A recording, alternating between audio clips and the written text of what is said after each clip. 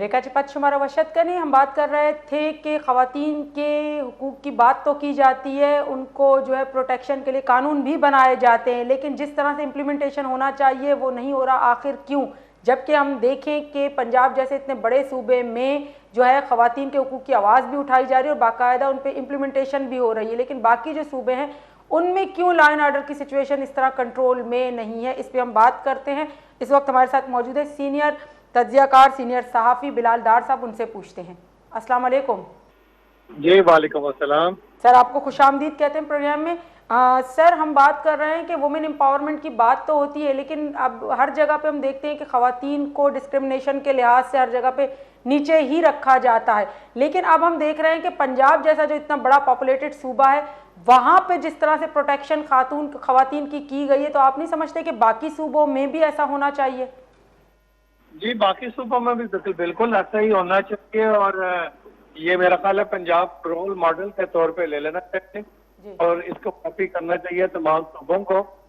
लेकिन मेरे ख्याल में देखिए बहुत अच्छी अच्छी चीजें सूबों में ख़वातीन के हकूक़ के हवाले से हो रही हैं या होना शुरू हो गई हैं। फॉर एग्जाम्पल देखें, बात करूंगा कि बलूचिस्तान में राहिला दुरानी को पहली खातून स्पीकर बनाया गया, तो ये एक बड़ी डेवलपमेंट है। इसी तरह सूबों में जो काबीना है उसके अंदर ख़वातीन मौजूद हैं। फिर अब देखें इन सारी चीजों का जो हकूक है ख़वातीन के हकूक खास तौर पे, बदकिस्मती से ये हर जगह ख़वातीन की हकूक पामालियाँ तो होती हैं, लेकिन कहीं रेशो ज्यादा है कहीं कम है। लेकिन जितनी ज्यादा तामीर और तरक्की होगी, जितना ज्यादा अमन हो, जितना ज्यादा वहाँ शऊर होगा, जगह पे ख़वातीन के हकूक का उतना एहतराम भी किया जाएगा। और पंजाब में खुशकिस्मती ये है कि यहाँ डेवलपमेंट भी सबसे ज्यादा है और यहाँ अमन व अमान की सूरत हालत मजमूई तौर पर देखी जाए तो बाकी तीनों सूबों से काफी बेहतर है यहाँ सूरत हाल। तो इस वजह से यहाँ के जो अवाम है वो भी अगर किसी तरह ख़वातीन के हकूक की पामाली होती है तो वो यहाँ के अवाम, पंजाब के अवाम उसके खिलाफ उठ खड़े होते हैं, बोलते हैं। जब तक मर्द ख़वातीन के हकूक के लिए आवाज नहीं उठाएंगे, मैं समझता हूँ तब तक कहीं भी ख़वातीन को हकूक नहीं मिलेंगे।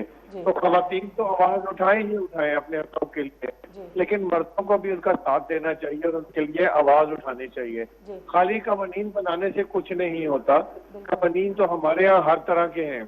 अगर मैं आईने पाकिस्तान की बात करूं तो पाकिस्तान के आइन में जितनी भी ये शिकें हैं उनमें कोई एक शिक भी ऐसी नहीं है जो खालिस्तान या खास तौर पे मर्दों को मुखातिब करके या मर्दों के लिए रखी गई हो। ठीक नहीं सर, लेकिन हम देखें अगर बात यहाँ पे ये कर रहे हैं कि ख़वातीन के वो पंजाब में भी ये नहीं कि पहले ऐसा नहीं होता था, लॉ एंड ऑर्डर की सिचुएशन पहले थी ख़वातीन के साथ, लेकिन अभी आने के बाद जिस तरह से एक्शन हुआ है तो अगर क्या इसके लिए ज़रूरी है कि किसी चीफ मिनिस्टर का मतलब खातून होना, अगर वो चीफ मिनिस्टर खातून है तब ये इम्प्लीमेंटेशन होगी, अदरवाइज जो है वो नहीं होगी?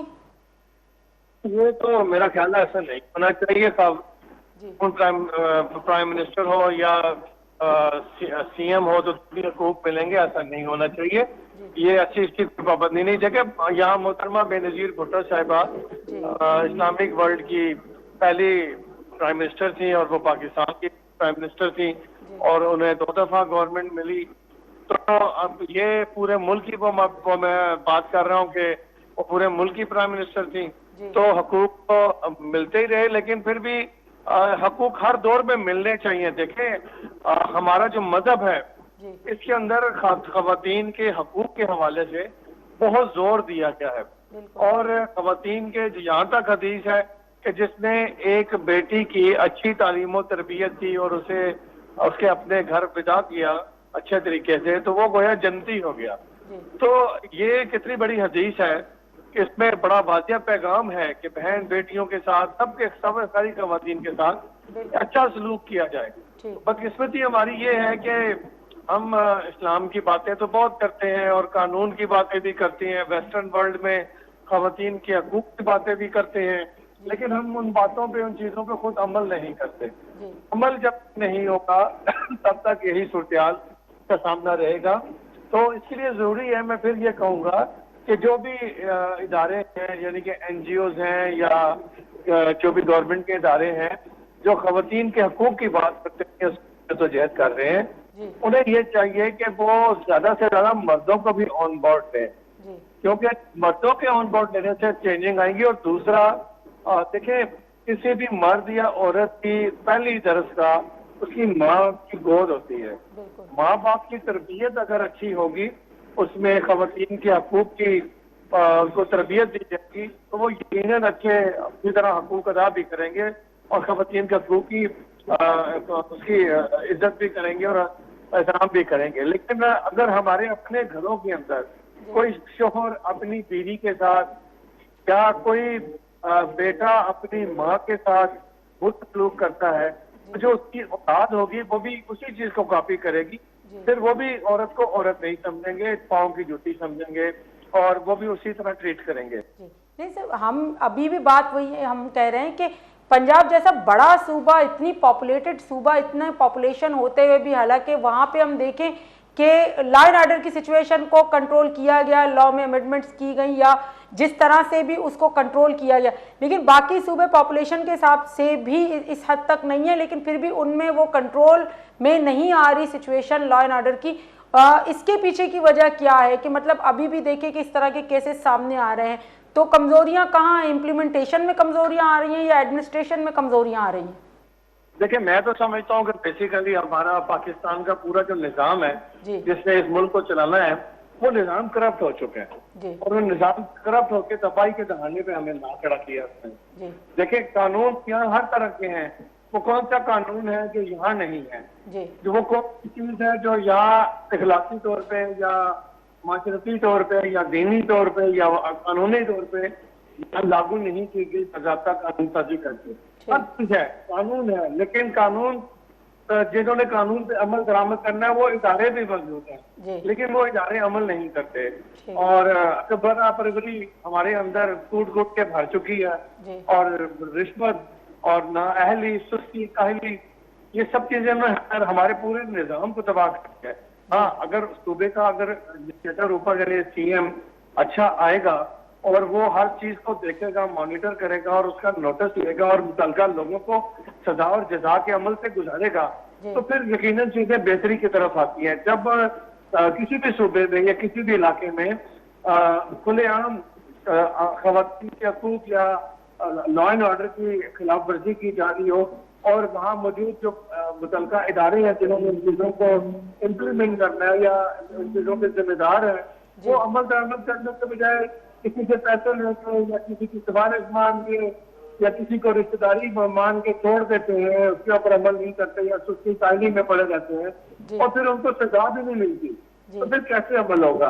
लेकिन बदकिस्मती ये है कि यहाँ हम आए रोज ये खबरें तो सुनती हैं, फॉर एग्जाम्पल पुलिस ने फलानी अफसर ने रिश्वत ली, उसे सस्पेंड कर दिया गया, लेकिन 2 महीने के बाद वो फिर किसी थाने में किसी एरिया में तैनात हो गया, उसे नौकरी से नहीं निकाला जाता, उसे जेल में नहीं डाला जाता, उसकी वो आज आके 2 साल बहुत बड़ा किसी के खिलाफ कार्रवाई हो तो 6 महीने, साल, 2 साल के बाद वो फिर अपनी सीट पे बहाल होकर बैठा होता है। तो जब आप सजा और जजा का अमल खत्म कर देंगे तो फिर खौफ खत्म हो जाए और जहाँ खौफ खत्म हो जाए वहाँ फिर कोई निजाम नहीं चल सकता, वो सारा निजाम क्लैप्स हो जाता है। तो हमारे यहाँ जिस भी इदारे को देखें वो क्लैप्स हो चुका है।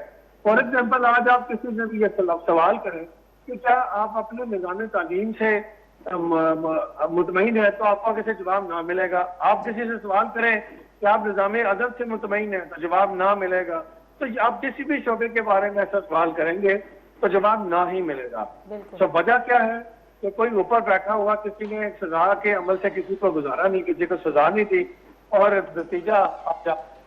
सर, अगर चेंजिंग लाना चाहें तो चेंजिंग आ सकती है ना, जिस तरह हम देख रहे हैं अभी, जिस तरह हम बात कर रहे हैं कि पंजाब का अगर स्टेप उठाया गया गवर्नमेंट ने तो चेंजिंग लाने की कोशिश की गई, तो फिर चेंजिंग तो आई ना। तो आप नहीं समझते कि बाकी सूबों में भी ये पॉसिबल है कि इस तरह की चेंजिंग आ सकती है? जी, क्यों नहीं आ सकती, बिल्कुल आ सकती है। अगर आपको चेंजिंग लाने वाला हो, वही बात सही है। क्या जैसे मरियम नवाज ने ऊपर बैठ के पंजाब पूरे में हर शोबे का वो नोटिस लेती है, वो खुद सोशल मीडिया और मीडिया को मॉनिटर करती है, आए रोज हम देखते हैं कि कई ऐसी खबरें आती हैं जिसमें हमें दिखाई देता है कि प्लांट कानून शिकने की है और कानून तोड़ा है और उसे वहां पे सजा मिली। तो जब तक आप इस तरह के अमल से लोगों को नहीं गुजारेंगे, सजा और जजा के अमल से, तब तक फिर यही होगा। अब ऊपर बैठे लोग अगर खुद आराम करते रहें और किसी चीज का नोटिस ना लें, तो फिर नीचे वालों ने तो करप्शन भी करनी है, नाअहली भी करनी है, सुस्ती भी करनी है। यकीनन इसके पंजाब में अमन अमान की सूरत का बेहतर होना और बहुत सारे शोबों में डेवलपमेंट होना अब इस वक्त प्रेसिडेंट मरियम नवाज को जाता है। उन्होंने दिन रात एक करके काम किया। अभी आप देखें सैलाब आया तो मरियम नवाज वो तमाम सैलाब ज़दा इलाकों में वो खुद लोगों तक पहुंची। उन्होंने उन कैंपों के अंदर जहाँ सैलाब जदगान को खाना खिलाया जा रहा था, उनके साथ बैठ के खाना खाया। खाना खाने के दो मकसद थे, एक तो उसको हौसला देना और दूसरा वहाँ खाने की क्वालिटी चेक करना कि क्वालिटी ठीक है भी कि नहीं है। तो जब आप बड़े ऊपर वाले इस तरह से चीजों के अंदर दिलचस्पी नहीं ले तो फिर नीचे वाले भी खाना पूरी करेंगे और वक्ती कार्रवाई करके मामले को निपटा देंगे। तो ज्यादा जरूरी ये है कि ऊपर वाले भी एक्टिवेट हो। जब ऊपर वाले ज्यादा एक्टिवेट होंगे तो नीचे जो बैठे अमला है या जो भी इदारों की क्यादत है मुख्तलिफ डिपार्टमेंट की, उनको भी खुद ब खुद ठीक होना पड़ेगा, क्योंकि उनको पता होगा कि अगर हमारी कोई कोताही पकड़ी गई तो हमें सजा मिलेगी इसकी। तो आज वो सजाएं मिल रही हैं। आज आप देख लें पंजाब के अंदर जितने भी गुंडा कल्चर था, जो बच्चे खुदे बदमाश थे, वो पुलिस मुकाबलों में मारे जा रहे हैं क्योंकि जीरो टॉलरेंस है। या तो आप गिरफ्तारी सर लास्ट में सिर्फ ये पूछेंगे कि मतलब कि लॉ एंड ऑर्डर की सिचुएशन को कंट्रोल किया जा सकता है और उसके लिए क्या सजाओं का सख्त होना जरूरी है? जिस तरह के अभी पिछले दिनों हमने देखा है, जिस तरह की स्ट्रिक्टनेस दिखाई गई है, मतलब अगर सजाएं सख्त होंगी और फौरी तौर पर इंसाफ मिलेगा तो हो सकता है कि लॉ एंड ऑर्डर की सिचुएशन बाकी भी सूबों में कंट्रोल हो। जी बिल्कुल यही बात है। देखिए, एक तो ऊपर बैठी एडमिनिस्ट्रेशन तक तो करने वालों को सजा दे और कुछ जराइम में मुखालिफ अफराद जो पकड़े जाते हैं उनको अगर सजा का अमल जल्दी निजाम अदल के जरिए दे दिया जाए और निजाम अदल में जो हुक्म है जिस वजह से किसी भी मुकदमे का फैसला होते हुए बरस गुजर जाते हैं, फैसला नहीं होता लेकिन मरई बेचारे कमजोर होते हैं और तो दूसरे जो गर्द नासिर हैं या माफिया हैं आगे वो झुकने पे मजबूर हो जाते हैं, उनके खौफ से वो सुलह कर मजबूर हो जाते हैं, तो आपके लिए कोई गवाही देने के लिए भी खड़ा नहीं होता। तो ये सजा का अमल अगर स्पीडी हो, इंसाफ का अमल स्पीडी हो, तो यकीनन इससे चीजें ठीक हो जाएंगी, लॉ एंड ऑर्डर सिचुएशन होगी और खवातीन के हकूक भी और तमाम सारी खवातीन, बच्चों, बड़े, बूढ़ों, सबके हकूक जो है वो अच्छे तरीके से वो डिलीवर होना शुरू हो जाएंगे। जी बहुत बहुत शुक्रिया सर आपका, आपने हमें टाइम दिया, हमें ज्वाइन किया। यहाँ हमारे साथ मौजूद थे सीनियर तज्जियाकार, सीनियर सहाफ़ी बिलाल डार साहब। उन्होंने पूरा हमें बताया कि किस तरह से वाकई में अगर लॉ एंड ऑर्डर की सिचुएशन को कंट्रोल किया जाए, अगर गवर्नमेंट वाकई में सीरियसली इस चीज़ को ले तो वाकई में लॉ एंड ऑर्डर की सिचुएशन को कंट्रोल किया जा सकता है। जिस तरह के हम देखें कि पंजाब जैसे इतने बड़े पॉपुलेटेड सूबे में चेंजिंग आ सकती है, लॉ एंड ऑर्डर की सिचुएशन कंट्रोल हो सकती है, डेवलपमेंट के काम हो सकते हैं, या वहाँ पे खुद उसको अगर सरपरस्त खुद चाहेगा तो कुछ भी हो सकता है। और ये खुशआइन बात है कि बाकी सूबों को भी देखा जाए, सिर्फ एक सूबे के हवाले से नहीं, हालांकि बड़ा सूबा है तो बाकी सूबों में भी किया जाना चाहिए और वहाँ की गवर्नमेंट को भी अपने लॉ एंड ऑर्डर की सिचुएशन को इसी तरह कंट्रोल में रखना चाहिए। हालांकि हमारे पास लॉ मौजूद हैं लेकिन उन पर इम्प्लीमेंटेशन क्यों नहीं किया जाता, इस पर मजीद बात करते हैं या लेते हैं एक ब्रेक के बाद आते हैं।